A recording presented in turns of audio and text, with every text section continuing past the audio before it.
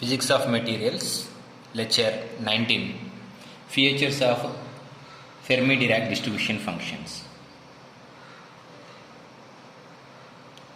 Features of Fermi Dirac Distribution Function.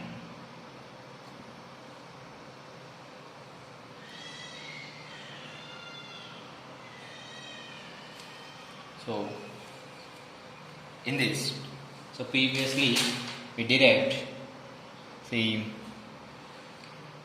Ni by Si.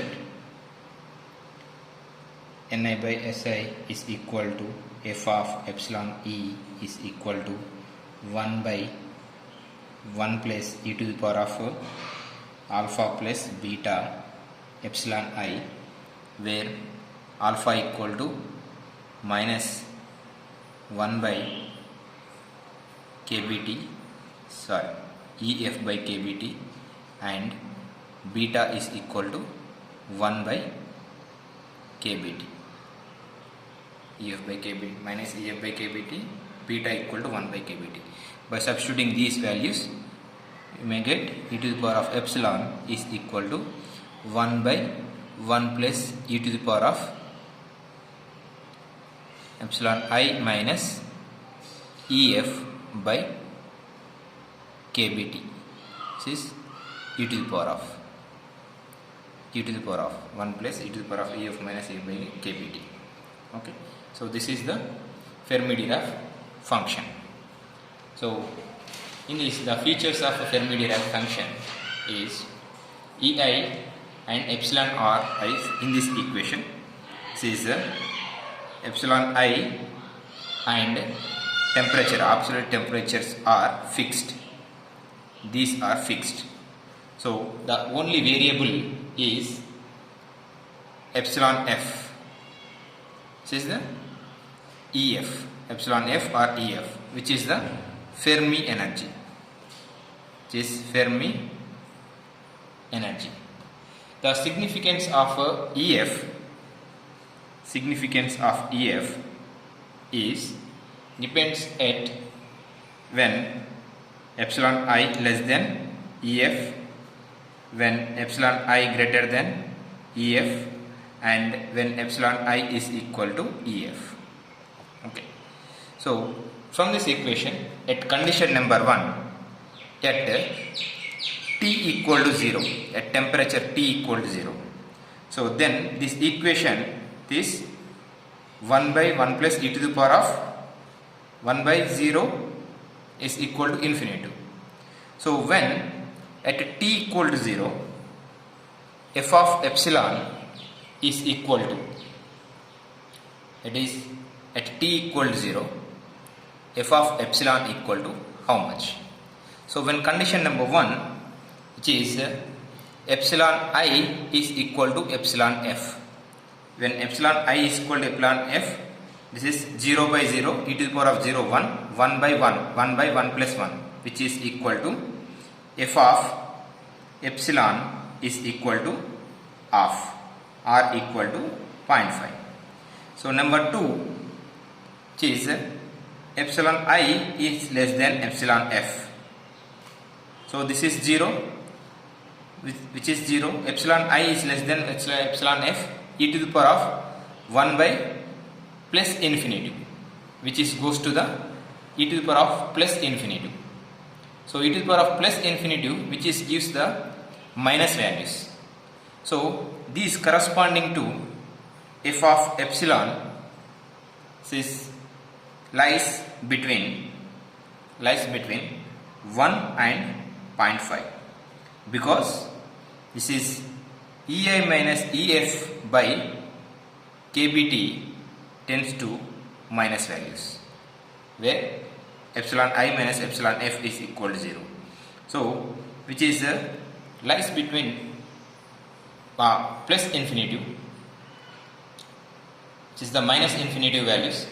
So that this is goes to the f of minus 1. So that f is equal to 1. At temperature T equal to 0, epsilon I less than epsilon f, this EI minus EF by KBT tends to minus values, so that f of epsilon is equal to 1 minus infinity values. Okay, that is condition number 2.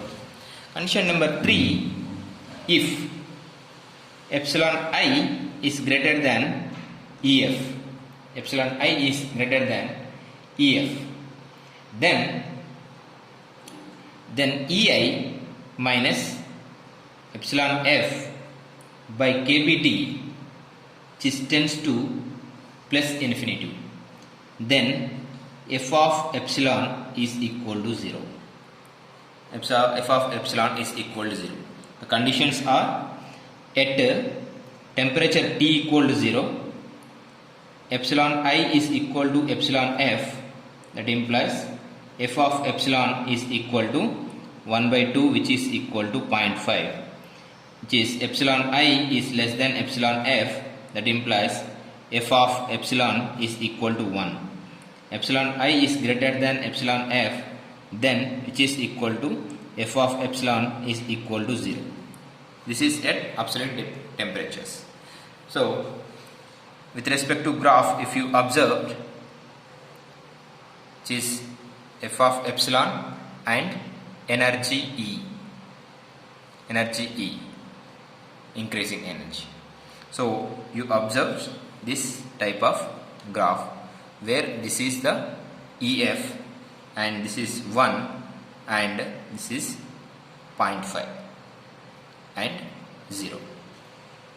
So at EF equal to 0, and you will get the 1 value and 0 value, f of epsilon equal to 0 if it is less than values. Okay, so this varies either 1, half or 0 values.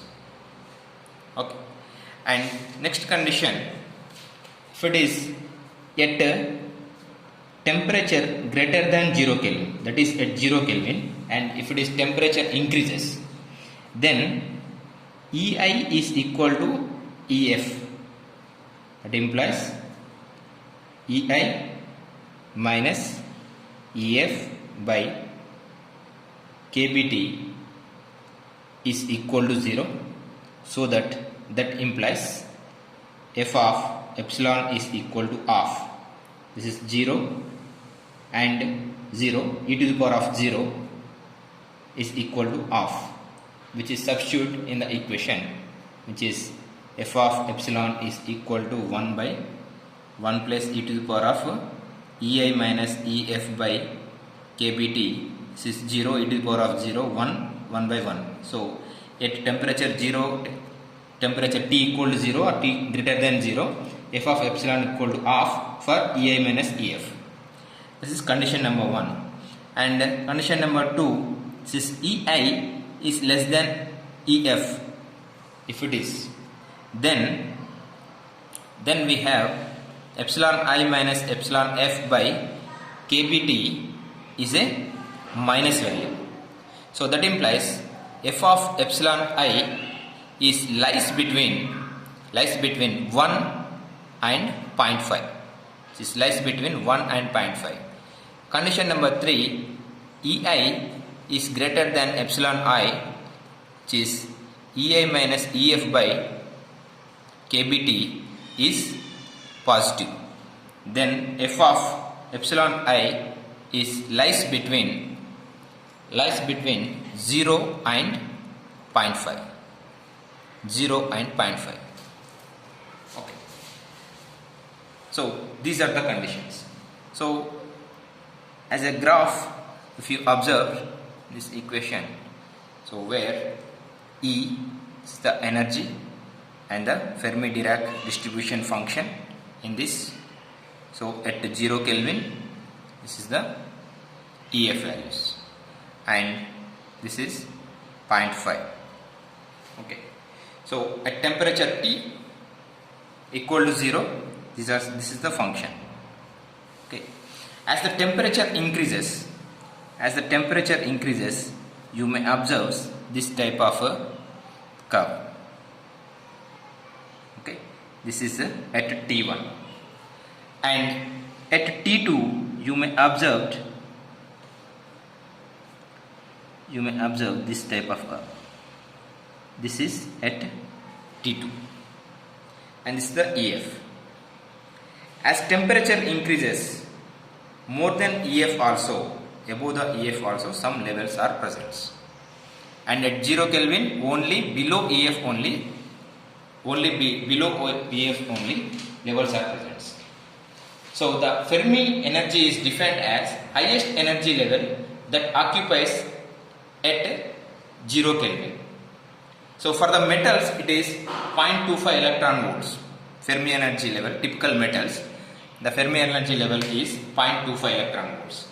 Fermi energy level is the energy level at which the electrons are in the position to interact with energy levels above them. Above this energy level the electrons are present, those are in interact with the another electrons. Therefore only energy values close to the Fermi energy levels, only energy levels close to the energy level participate in the process of gaining in the temperature. If the temperature is increases, this close to the Fermi energy levels only participate in the temperature gain. So greater the change in temperature, more number of states on either side of the Fermi energy level that participate in the change in the temperatures. So more energy level, more the temperatures, and more the participate which are close to the Fermi energy level, which participates in the temperature gain or electrical conduction gain. Okay. So this is the significance of Fermi Dirac distribution function at 0 Kelvin and greater the temperatures. So where this is the Fermi state is the intermediate between the bounded electrons and the free electrons. These are the bounded electrons which are not in the participation, and these are the free electrons which are going to participate in the conduction, thermal conduction or electrical conduction. Okay. So in the next class we are going to discuss about the difference between the Fermi Dirac distribution and the Maxwell-Boltzmann distribution. Thank you.